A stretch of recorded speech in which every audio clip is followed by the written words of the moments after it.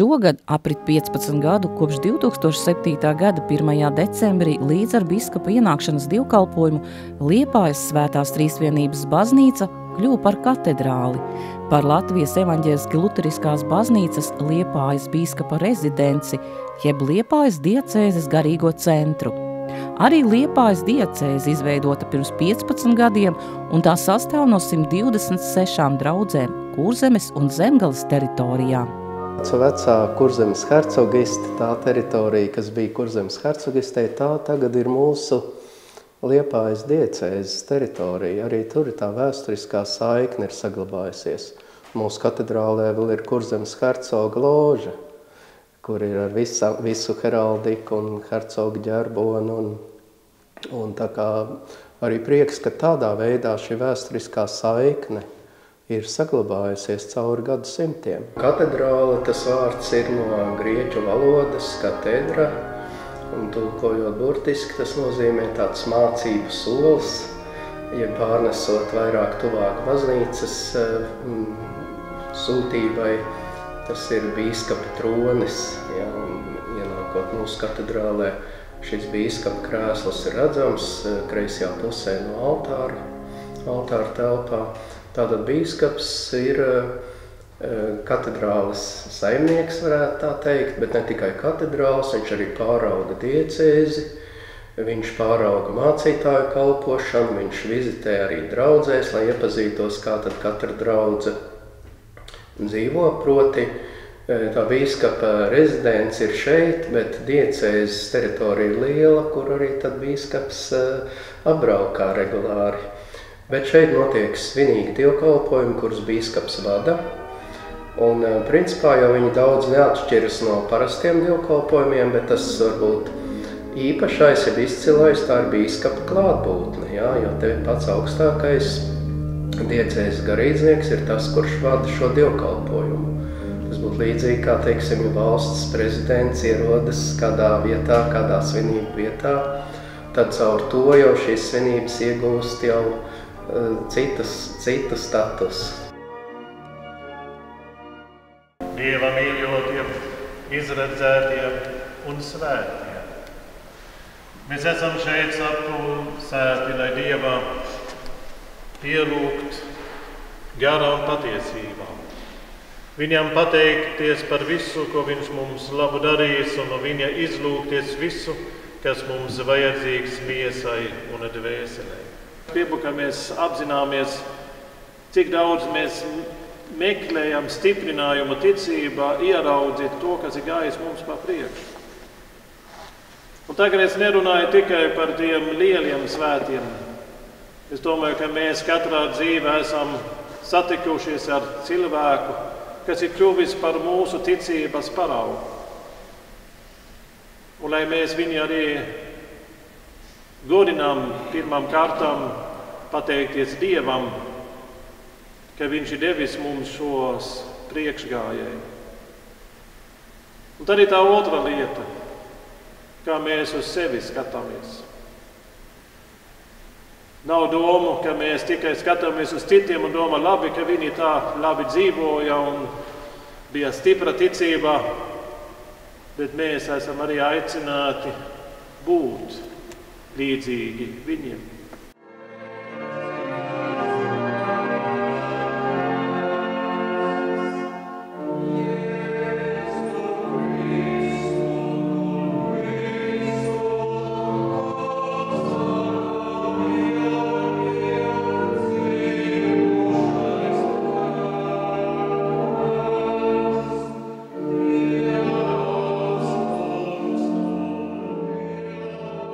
Liepājas diecēzes pirmais bīskaps no 2007. līdz 2016. gadam bija Pāvils Brūvers, bet kopš 2016. gada bīskapa amatā ievēlēts Hans Martins Jensons. Es kalpoju šajā pusē Priekuli, Baltas, Vaņūras, Embūte un Bunkas draudzes. Tajā laika, kad diecēze izveidojas. Un arī tajā laikā man tā ļoti interesējās, es biju ļoti iekšā tajā procesos. Un es biju klāt tajā reize, kad pirmais bīskaps ienāca. Tas process, ka es vispār tika starp kandidātiem būt par nākušo biskapu, tas arī bija, protams, īpaši un garš, un 9 mēnesi, tas visu process gāja no tā, kāds bija man, vai kādi bija man nominējies, un līdz tam, ka es arī dabūju vislielāko atbalstu, vislielāko atbalstu. Un konsekrācija, kas ir tā ļoti īpašs notikums, kur ir arhibīskaps tevi konsekrē par biskapu, kas ir kā tā kulminācija, un tad nāca arī biskapi no citām diecēzēm, no ārvalsts. Tas ir tāds milzīgs notikums, un tas notika augustā, 6. augustā, un tad dažus mēnešus pēc tam bija šis ienākšana katedrāla man. Bet es arī gribēju minēt to notikumu, kad es jūlijā beigās, kad tajā pašā gadā, kad pirmais biskapi nolika savu zisli. Jo tā ir tā tradīcija, ka, iepriekšējie biskapi, viņš arī atvadās no savā, diecēzes un kalpošana, ka viņš it kā nolika to zisli, un tā nākuša to paņēma. Un tajā dievkalpojumā bija arī ļoti īpaši, jo es jau biju ievēlēts, es nebiju vēl konsekrēts, un es arī dabūju iet tajā procesā iezīmēt kā nākošo. Un tas man ļoti bija gandrīz tā nereālā situācija, ka tagad es tas būšu. Zinot, ka es neesmu dzimis Latvijā, ka tomēr es dabūju tādu uzticību no vietējiem. Tas, protams, man visu laiku dzīvo līdzi, kā kaut kā ļoti īpaši, kā es esmu saņēmis tādu uzticību. Kā aicināts un iecerts Dieva vārdā kalps, es jums pasludinu Dieva žēlastību un apliecinu pēc mūsu Kunga Jēzus Kristus pavēles, ka visi tavi grēki ir piedoti Dieva Tēva, Dēla un Svētā gara vārdā. Amen. Bīskapam ir pienākums rūpēties par sev uzticēto diecēzi. Liturģiskajā procesā būtiska loma ar simbolisko nozīmi ir bīskapa amata zīmēm – gredzenam, krūšu krustam, mitrai un ganas zīzlim, kurā iekalta liepas lapa, kas simbolizē piederību Liepājai. Šis ir ganas zīzli, un tāpēc ir šis ātri šeit augšu. Tas ir doma tā, ka ganam sačertie izklīduši, kas, sāk iet prom no tā kopības. Un tad ir tā doma, ka viņš, to sačert un dabu atpakaļ, vai kas ir iekritis kaut kādā bedrē. Un tā otru galvu, tas ir domāt sit vilki prom. Tie, kas nāk un grib, sabojāt ganu pulku un tā. Un tad ir tā tradīcija, ko es iemācījos no manu priekšgājēju, ka jāiet ar šo uz priekšu. Man doma, ka tu visu laiku mēģinās redzēt un savilkt abus kopā vienā pulkā. Biskaps ir arī gans, un tad, kad mēs esam kopā vairāki gaznieki, piemēram, un mums jāstājās procesijā, un tad ir, kur ir biskaps? Un tad ir tā, tu skatās, kam ir mitrā, un tad uzreiz. Un tas ir tā, es tā sapratu, ka tas ir ļoti praktiski, ka vadītājiem viņam ir kaut kāda tādu paaugstinājums uz galva, kas norāda, kur mums jāskatās, lai sakārtoties un tā. Un es domāju, ka tas ir arī tā praktiskā nozīme. Arī, ģenerāļiem, vecās filmas var redzēt, ka viņam ir savu cepuri un savu arī karaliem, viņam ir uz galva kroni, lai būtu skaidrs. Un es domāju, īpaši tad, kad Pāvils Brūvus, kas varbūt ir mazāk augumā kā man, tad tas arī bija labi, ka viņam bija mitra, lai uzreiz var viņi ieraudzīt tajā. Bet ne tikai garziniekiem, bet arī, protams, draudzes locekļiem, lai viņi var redzēt un zināt, kur ir tas vadītājs gads. Bīskapam ir arī šo amatā krustu, lai atgādinātu par to, ka viņam, teiksim, pirmam kārtam jāsludina par Kristu, ka tas ir šo pilnvaru, ko viņš ir saņēmis no pašā Kristu, lai sludinātu par viņa darbiem un to, ko viņš ir darījis mūsu labā. Teiksim, krusts ir arī tā mīlestības zīme, kā viņš arī saka, viņam nav lielākā mīlestība nekā tas, kas ir gatavi nodot savu dzīvību par saviem draugiem. Un tas ir to, ko mēs esam aicināti sludināt. Ne tik daudz runā par mums pašiem, bet teiksim, par šo labu vēstu, kas ir evaņģēlija. Viens no zīmēm ir arī biskapa gredzenu. Un tad ir tā tradīcija, ja toreiz arī starp citu esmu dabūjusi malā to krustu, ka viņi ir arī tur redzams. Bet tur ir arī tā tradīcija, ka biskapa motu ir arī tur ierakstīts. Parasti viņi ir ierakstīti apkārt.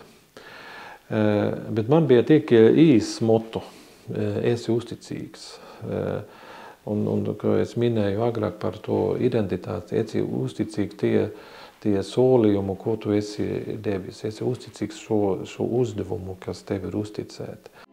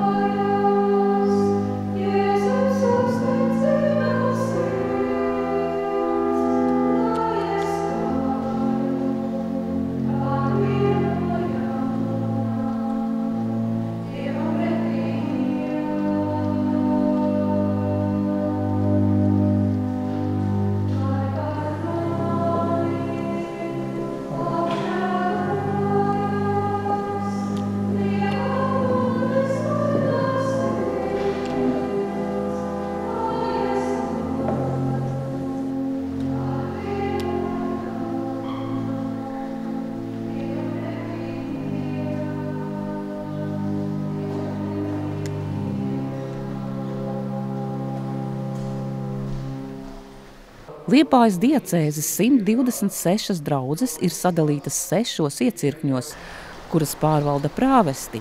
Bīskapa Hansa Martina Jensona ikdiena aizrit, veicot administratīvo darbu un pārvaldot diecēzi.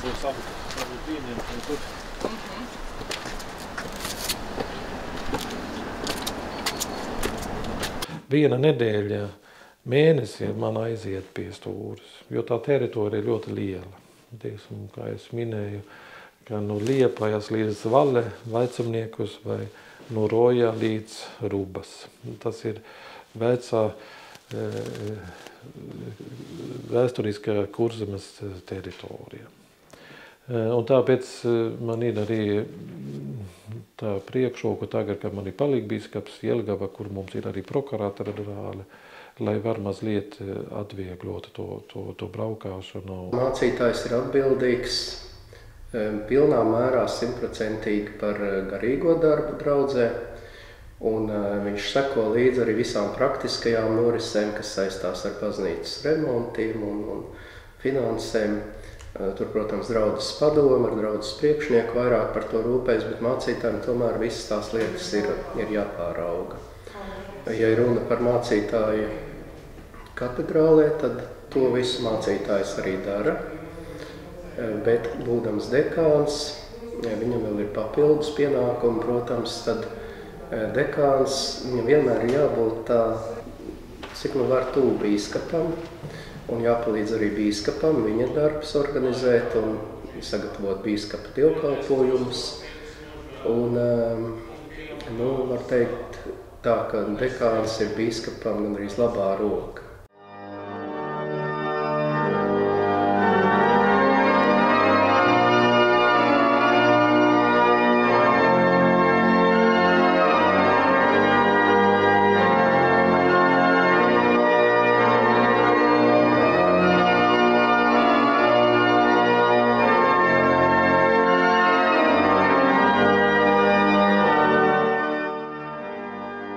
Liepājas Svētās Trīsvienības katedrāle ir Liepājas diacēzes garīgais centrs. Tā ir stiprinājuma vieta evaņģēliski luteriskajai draudzei, pilsētas iedzīvotājiem un viesiem.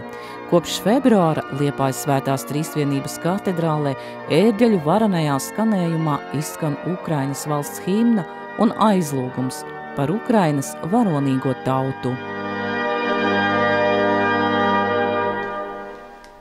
Dieva Tēva, Dēla un Svētā gara vārdā. Āmen. Visaugstais Dievs, mēs lūdzam par Ukrainu, par Ukrainas valsti, par to, lai viņi var pastāvēt šai karā un uzvarēt. Sūti pats savus karavīrus, savus eņģeļus, ka tie cīnās par Ukrainu, dod, ka tie, kuri ir šajā cīņā, var panest visas grūtības, dod, ka Ukraina var atkal būt brīva, laimīga valsts savās robežās. Mēs arī lūdzamies par visiem, kas šai karā krituši. Dod, ka viņi var dusēt tavā mierā, dāvā savu pestīšanu un mieru viņu dvēselēm un dod spēkus tiem, kas šodien cīnās. Jēzus Kristus vārdā. Āmen. Liepājas Svētās Trīsvienības katedrāle ir arī startautiskas nozīmes kultūras un turisma objekts. Šeit atrodas pasaulē lielākās nepārbūvētās mehāniskās ērģeles. Te skatāmi unikāli meistardarbi, kas simbolu valodā pauž evaņģēlijas vēsti. Pateicoties Trīsvienības baznīcas atjaunošanas fondam un draudzes aktivitātēm, 18. gadsimta vidū būvētā celtne piedzīvo savu atzimšanu sākotnējā krāšņumā. Dievnams ir atjaunots, dievnam pamati ir atjaunoti, jumts ir jauns uzlikts, fasāde ir salabota. Ja? Un šajā sakarā arī mēs 2020. gadu saņēmām Liepājas kultūras gada balvu. Tas bija tāds pilsētas novērtējums draudzē, ja, par visu veikto. Katedrāle tā ir Liepājas pilsētas pērle, pašā pilsētas vēsturiskajā centrā, kur vēl būt visredzamākai, un tāpēc arī ir arī noteikti atzinība par to, ka mēs esam savu pērli pratuši kopt un spodrināt. Bet tai pērlītē vēl vajag to kopšanu, spodrināšanu. Tā kā, vēl viss ir priekšā, vēl daudz darāmā. Tā kā mēs esam runājuši, ka te vēl 3 paaudzēm ir ko darboties, un tad jau var sākt atkal no sākuma. Un, tā, jā, tā kā, bet tam visam pāri ir vajadzīga ticība. Ticība, ka to var izdarīt, un Dieva svētība tam visam vajadzīga ir, jo bez tā nav nekas. Ja nav ticība, cerība un mīlestība, tie ir mūsu pamati, lozungs, ja? Tad arī nekas nepiepildās. Es domāju, ka daudz arī biznesa projektu varbūt tāpēc arī nepiepildās, ka nav Dieva svētības tiem darbiem. Viens liels darbs ir katedrāles iekštelpas remonts. Jo tas tā disonē ar skaisto ārējo fasādi, un sienas ir skartas no mitruma un no pelējuma, un kas te savu laiku bija ļoti, ļoti skāris visu telpu. Tagad tas mitrums ir novērsts, bet pēdas ir palikušas. Tā krāsa, kādā katedrāles iekštelpa ir krāsota, viņa ir tāda tumši pelēka, bet tur jau arī putekļu slānis ir šo gadsimta laikā uzkrājies.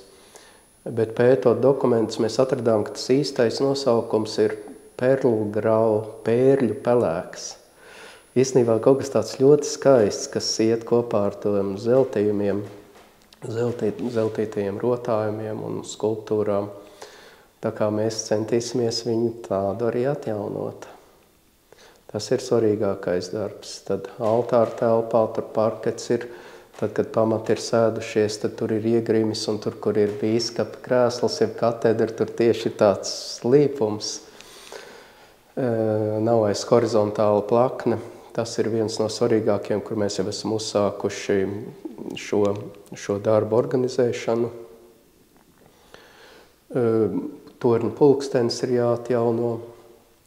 Elektroinstalācija ir nezinu, 100 gadus veca vai nu varbūt ne tik, bet ir kļuvusi jau bīstama.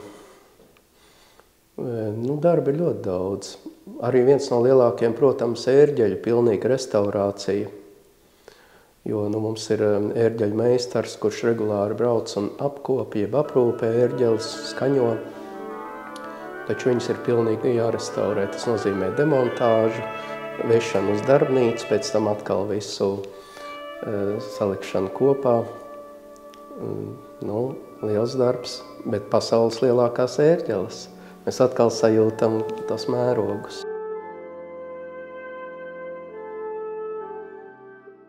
Liepājnieki jau noteikti atceras, ka tur bija 2 skulptūras, ticība un mīlestība, un mēs ļoti ticam, ka mums izdosies viņas atjaunot. Viņas vairs nav restaurējamas. Ja? Viņas ir izgatavotas no smilšakmens, un, diemžēl, tas ir materiāls, kas nav izturējis Liepājas skarbo klimatu.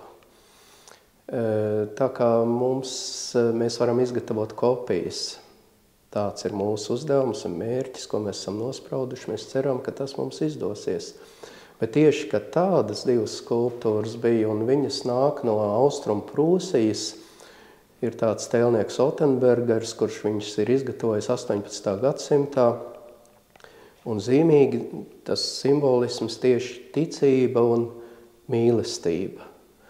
Es domāju, ka tās ir vērtības, kuras, piemēram, apostols Pāvils vēstulē korintiešiem raksta, ka ticība, cerība un mīlestība, šīs 3 ir visaugstākais, ko cilvēks var iemantot, pēc kā viņš var ilgoties, jo tas palīdz dzīvot. Tas tā ceļ mūsu dzīvi. Un es domāju, ka bieži vien arī cilvēkiem iztrūkst šīs lietas, un viņi nezina, kur tad paņemt to ticību, kur iegūt mīlestību. Un tad simboliski pie ieejas katedrālē ir šīs skulptūras, tad viņas tā kā vēsta, tas ir šeit, ienāc, un tu nevis iemācīsies to, kas ir ticība vai kas ir mīlestība, jo tādas lietas īsti iemācīties nevar, bet tu viņas saņemsi. Jo Dievs viņas iedod tiem, kas nāk ar to domu, ka es gribu no Dieva gūt svētību.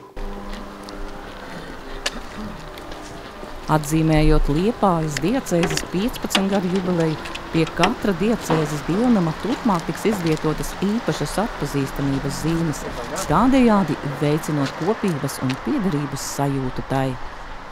Gribu šo virsrakstu izplatīt par visām draudzēm diecēzi, lai ir skaidrs. Jo es esmu redzējis ļoti daudzas vietas, kur ir tikai draudzes nosaukums. Tu īsti nezini, vai tas ir luterāņi, vai tas ir Lērbs baznīcas sastāva, un arī vispār nav par to, ka atrodas Liepājas diecēze. Un šis ir viens tāds maz mēģinājums šo kopību aktualizēt ar šo vizualizēšanu. Lai Dievs svētī šo nodomu, lai tas stiprinātu mūsu kopība sajūtu, un arī mēs, kas regulāri šeit nākam, arī uzņēmam ik katru no diecēzes draudzēm, lai viņi jūties kā mājās šeit. Varbūt kopā ar dekānu mēs varam likt piestiprināt klāt. Ir kā? Tur ir iezīmes. Te ir iezīmes.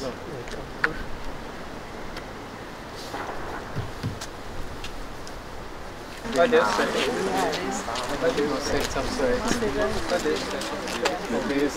Paldies! Uz redzēšanos! Svētīgu dienu! Uz redzēšanos! Uz redzēšanos!